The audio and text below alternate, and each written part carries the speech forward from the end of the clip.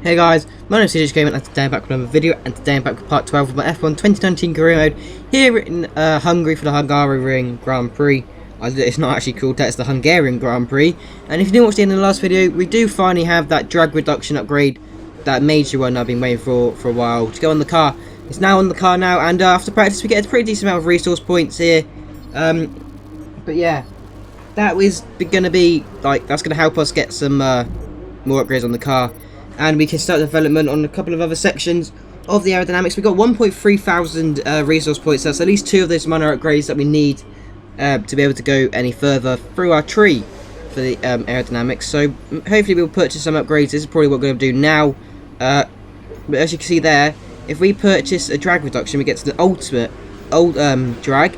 And we've also purchased the front downforce. So there's 2 major downforce after that for the front. But let's go into qualifying for the Hungarian Grand Prix for one of the most important sessions of the year.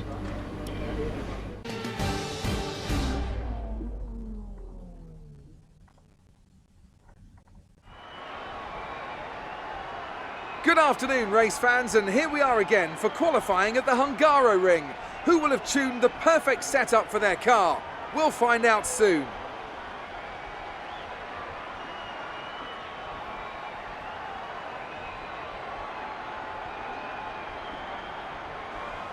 It always looked like the kind of track that asks an awful lot of the rear tyres, such as the frequency of low-speed exits.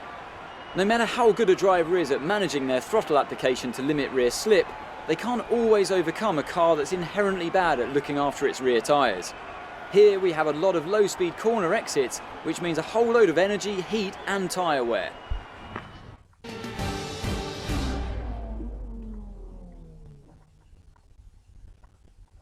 So we are in Q1, set our first lap time here. Grosjean set a 1:19.4 as his fastest time. We're going to go over the line and set a 1:20.6. What's his tap? That is an awful lap time. But that was only our banker lap time. This is our full and fastest lap time of the session. We're already going down the start-finish straight, and we've got 1 car behind us, which is hopefully doesn't hold us up. Going into turn 1, we're going a bit faster. We go slow through the apex, but we're fast from the exit. Whoever this car is behind us, I'm not sure who it is. Is that? I don't know. Hopefully they don't hold us up, but up by a couple of attempts, I think, going through turn 2 and turn 3 now. Also, this little kink of turn 4, I'm pretty sure it is turn 4 anyway. You can basically just dab on the brakes, cut the curve. I can do a lot more than that, but our car was so unstable, this Williams. If I was in like a Mercedes or something, I could just dab on the brakes and take that race nearly flat out, apart from that dab on the brakes. But this Williams gets a bit unsettled when I try and do that. Over that corner, so that's something we got to try and balance out and make some upgrades towards that. But yeah, through this middle sector, I guess we're still only like 2 tenths up, not even that. That's a bit of a shame, to be honest. We're now 3 tenths up. So yeah, it doesn't look like we're going to gain much, many positions through this final couple of corners. This is where we need to get a good run. But through the final corner, the AI is so good. Like on the exit, they're so better, so much better than like any other corner on the track. They get such a good exit. Look at that indicators thing. Right, that wasn't a good example, but you see in the race anyway. We go P19 in quali after that lap time, so that's bloody awful. We've had 2 bad qualies in the last 2 Grand Prix. We've been out in Q1 in the last 2 Grand Prix, so that is not exactly what you want to be seeing in this career mode. I know we're in the Williams, but we've been out qualified by a teammate. We've got 9th. What was he? Is he out of his Weetabix today? Jesus Christ. What's going on with George Russell there? That's a bit of a shock.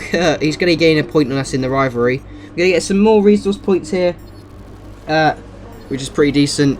But yeah, that is going to be a very big challenge for us to get. If we get points this Grand Prix, you all have to subscribe if you haven't already, and you all have to give me a shout out if we get points. Obviously, so yeah, it's going to be a bit of a hard one, but let's go into the race for the Hungarian Grand Prix, where it's going to be a very challenging time.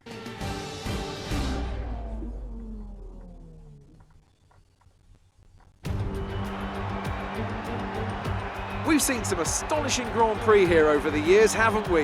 The drama of 2015 is a recent example. Jenson Button's first win on a wet track in 2006, or in 1997, Damon Hill's heartbreak in the Arrows after a late gearbox failure cost him what would have been the team's only ever victory. What a wonderful place this is to come racing today. 14 corners then for our drivers to navigate at the 2.7-mile Hungaroring today. It's 6 lefts and 8 rights around a lap here, with average speeds in the region of 120 miles per hour. Anthony Davidson, a very warm welcome to you as you join me in the commentary box for today's event. So, let's briefly discuss Lewis Hamilton. That was a great win in the last race. Can they keep that momentum going this weekend? It's always nice to come into a Grand Prix weekend on a high, but your expectations are based much more on your practice and qualifying runs. So it's the momentum from those sessions that they'll be hoping to carry into the race today. With the race minutes away from starting, here's what today's grid rundown looks like. A fantastic effort from Charles Leclerc yesterday puts him on pole, with Sebastian Vettel starting alongside. As we continue through the rest of the grid today, we have Gasly, Verstappen, Nico Hülkenberg and Ricciardo, Bottas, Weber, Perez and Roman Grosjean, Stroll, Raikkonen, Carlos Sainz and Magnussen, Russell, Hamilton, Lando Norris and Alexander Albon. Joker and Devon Butler starts from the back of the grid. And now it's time to head down to the track.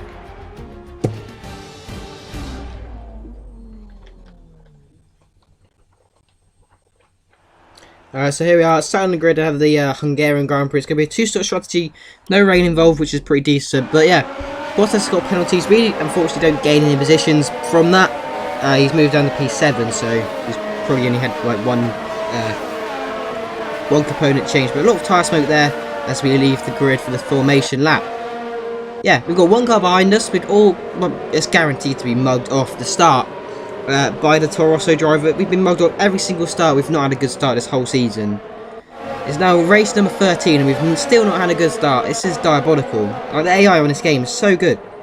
Like, I've got a complaint about the AI in this game. Some tracks, they're absolutely awful, like Monaco, and like, they just got destroyed. Canada, I think I was just good. France, they're overpowered. Japan, they're overpowered. And they're just they're not consistent, but we are on the grid, and we've got 1, 2, 3, 4, 5 lights into the Hungarian Grand Prix. Lights out, and away we go with an awful start there. Albon's moved ahead of, into the middle of the track. We've been mugged off by Butler right on the right hand side. It's actually Hamilton. I didn't actually cover this in qualifying. Hamilton starting right down at the back of the grid. We've gone into the first corner very cautiously. We're going to try the inside of Alexander Albon. I don't think it's going to work as we go down onto the run to turn 2 here now. Are we going to have a little go? Hamilton's right in front of us, boxed us in a little bit there, so we couldn't go for an absolute dive bomb and get past the Thailand driver there. We're still side by side with Alex Albon through into turn 3, squeezing him out massively there, and getting back up to where we started this Hungarian Grand Prix from. But Norris and Hamilton, like they did in Austria in real life, are going side by side and battling away. And yeah, there's just a big traffic jam right ahead of us as it's the first lap. But they're still side by side. This is good racing from the AI here. But this is going to give us a little run. Going past Norris. We're going to go 3 wide, going into the middle sector. We're going to get squeezed out a little bit wide here. A little bit of contact there as we go off the track, and we've lost the positions to both of them there. But we're still side by side with Hamilton actually. We're going to go round the outside of Hamilton. He's on the medium tyre, so he's got less grip. But he has got more downforce than us, so he's more than likely going to get past us. But like I was saying in qualifying, the AI gets such a good run through the final corner. This is Hamilton going around our outside. There's no point fighting the 5-time world champion. We might as well let him go past. We are going to dive up his inside as soon as I say that though, aren't we? Yep, of course. Back up into P18. I just couldn't help myself. We're not going to get any points, so we might as well get as much content of this video as possible. But once again, really bad exit compared to the AI through the final corner. DRS has now been enabled, and Hamilton is going to blare past us there. We're pulling away from Butler, Albon actually. I meant we're pulling away from the Toro Rosso driver there. But lap 4, George Russell is going to unfortunately retire from this Grand Prix. I mean, I say unfortunately, I'm actually happy with that, because it's going to help us beat our teammate in the rivalry. It's going to help us secure a little bit more points over him, as long as we finish. And we have less stuff to focus on. But yeah, there's actually no smoke coming from his cars, but he's out of the Grand Prix. nevertheless. Through the final corner, that is an awful line there. That's going to give Albon a chance to overtake us on lap 7 here. Going down the start-finish straight. He's going to have the DRS. He's going to go pull out of our slipstream, up the inside of us, into the first corner. Massive lock-up from the Toro Rosso driver there. And that's not going to help his tyres out at all. But he's managed to get the position done no matter what. That is because my tyres were absolutely dead. Through the but on that end of that lap, actually, we're going to come into the pits and get some new rubber. Which, yeah, hopefully we might be able to get the undercut on Albon, to be honest. Because, I mean, the undercut is... I don't know how good the undercut is here. How good it is through Hungary. But we might actually get held up by the McLaren. Yes, we do, unfortunately. And Butler. Oh, no.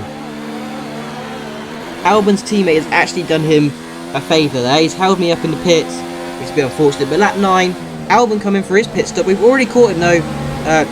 The undercut kind of helped us. We're going to go the inside into turn 5, I think this is. It's going to have a little bit of a collision. I don't think I had a collision with the Toro Rosso. But hey, it is what it is. But we've got the move done before we get to the chicane. Losing the back end through both of them, to be honest. That's a little, like, so... Like, this car, you can't... This around Hungary, but fast changes and movement is not good. But we're going to go round the outside of Albon's teammate, who actually has problems in this Grand Prix. We're going to go around his outside. We're going to have the inside line for turn 3. Down the hill we go. We're still faster than him. I think he's got straight line speed problems and moves up into P17. But lap 21, coming in for our final pit stop, going on to another set of mediums. And may I just say, the Hungarian pit lane, I just hate it. I hate the Hungarian pit lane. It's so tight. It's like really annoying. But I suppose they couldn't really fit in any other way. We're going to hold up the McLaren by accident. Sorry about that, Norris. You're probably going to repay the favour. No, you're not, because we're going to go and leave the pit box before that. We get a 1.8 second pit stop. And Butler, who's now coming into pits, with his problem, he's going to be a pit stop behind us, which is fantastic. But at 23, now we're going to overtake Albon, who we've the undercut's done absolute wonders. That's 26 now. We're going to be in the DRS and the slipstream of the hard tyre running science out to the first corner, round the outside into the first corner. Are we going to get the move done? Probably not. We're going to have a bad exit as we go on the curb. He's going to have a better run down the hill, but he's going to have the outside line for turn 3, and we might squeeze him out wide as he's going to lunge it around our outside. We're going to give him the room, but we've managed to get a position right out the inside into turn 3. But lap 30, Norris, his teammate, is out of the Grand Prix. There we go, we've overtaken the two McLarens and we move up into P15. But lap 31 here, as you can see, the rain is falling. There was no rain forecast, I don't think, at the start, but there's rain here now. Lap 34, going on to the final lap, we finally caught Magnussen. And look at it, like, the AI is so bad in the crossover period.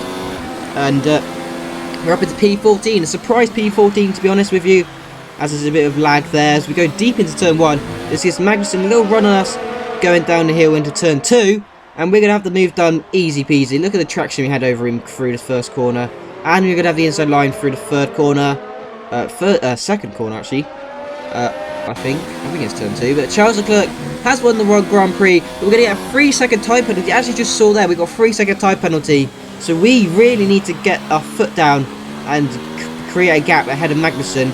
Through the final corner though, Magnussen is still right behind us, and we're going to be able to overtake him.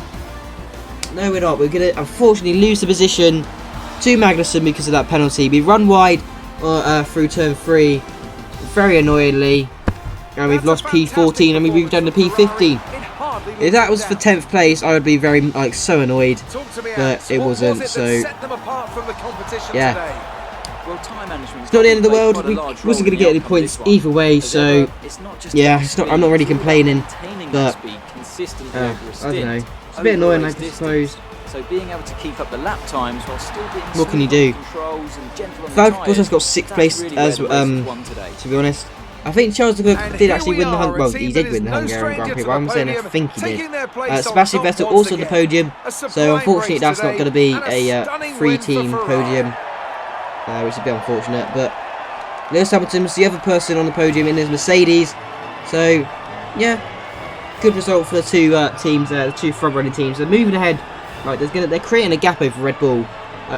Red Bull, I think they've only had 2 or 3 podiums in this career mode, while like Ferrari and Mercedes to combine have had a podium in Let's every have a single look then Grand at the Prix. drivers' standings. It's a great result for Lewis Hamilton. It's unbelievable. Who moves further ahead at It the really top is. of the table. Let's focus on the but, driver of the day. I mean, I can't wait for the day that Williams get a podium. That'd be fantastic. The multiple world champion Little may be clue the there. boring choice at this point, I don't know why I but said you can't that. argue that I he's haven't a got driver a deserving win of yet. his reputation.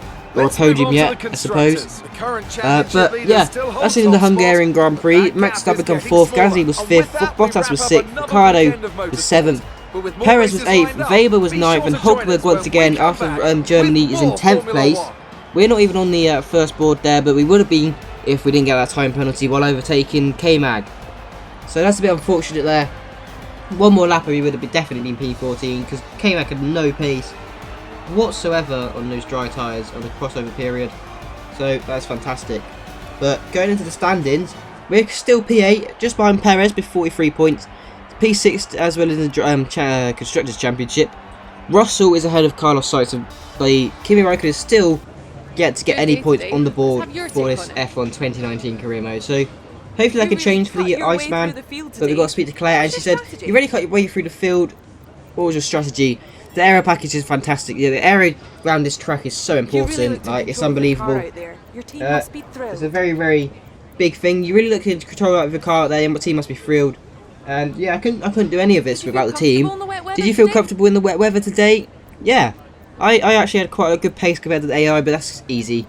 Wet weather does pose risks though, and great drivers and great teams really do like help them. Like, they work, if they're in harmony, then it's gonna be quite very well good.